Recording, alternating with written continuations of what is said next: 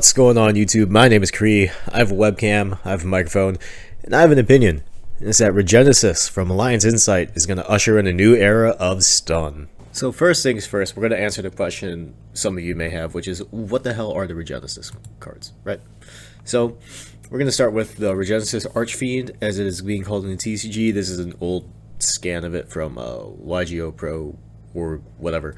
But he has the unique summoning effect of reveal another monster in your hand with 2500 original attack or defense, beam him out.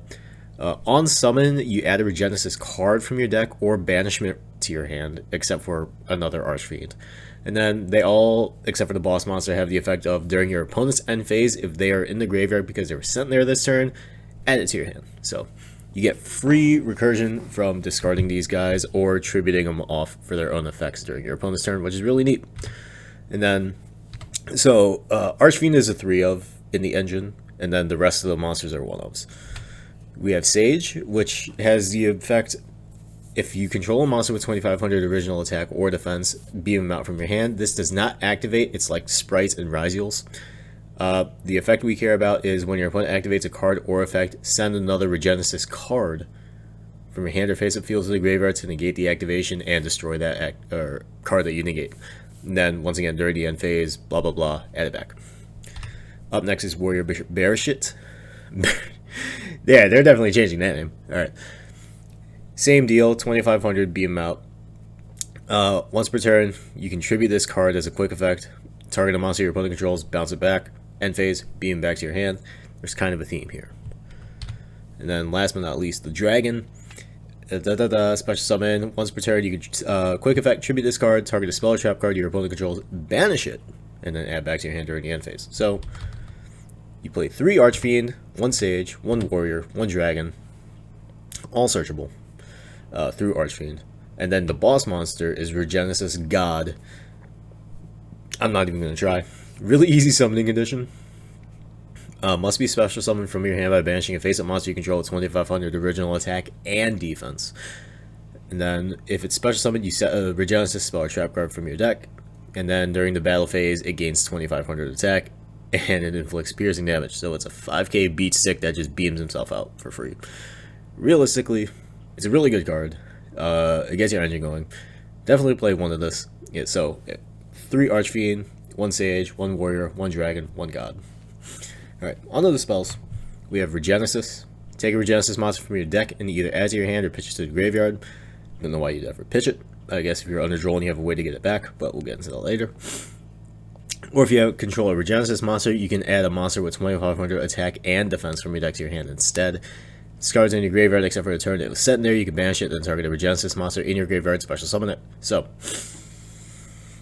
this can get you back your Archfiend. This can get you back a Regenesis monster that was sent to your graveyard during your turn.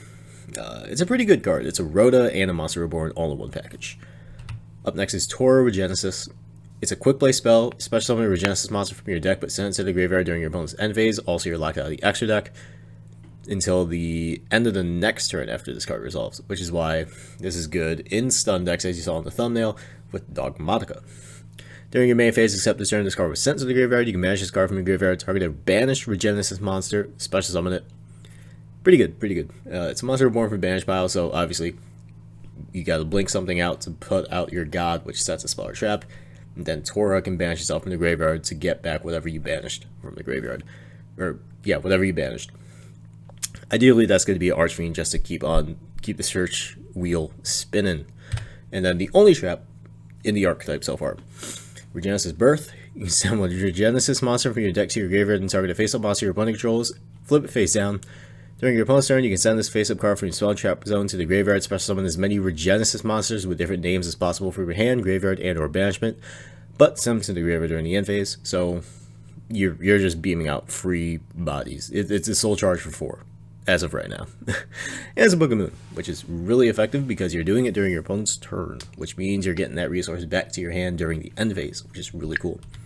Now, for his non-engine, these 2 cards are pretty staple in every deck list I've seen in the OCG.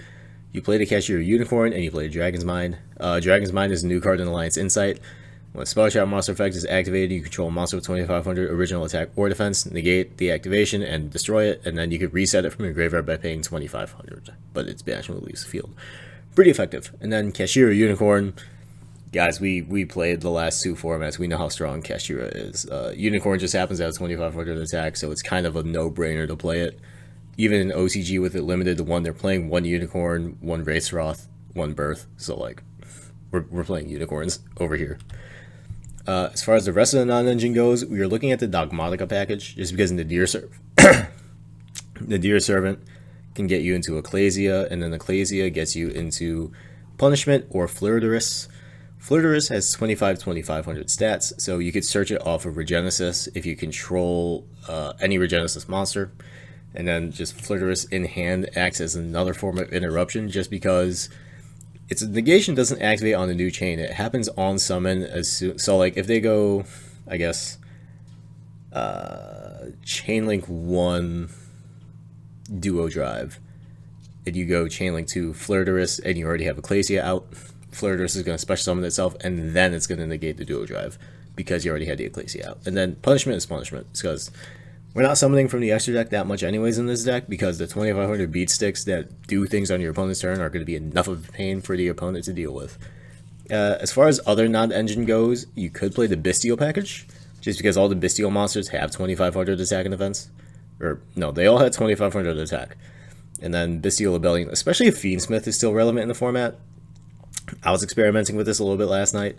Branded Regain is just a super powerful card, especially against Malice being in the format, so I could definitely see this being a viable option.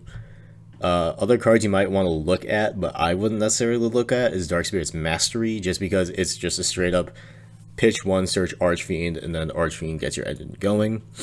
It's an option, but I think it's low cope. I think with the Dogmatica package or the Bestial package, you'll be able to access another 2500 in your hand to put out the Archfiend anyways to get your stuff, to get the snowball rolling.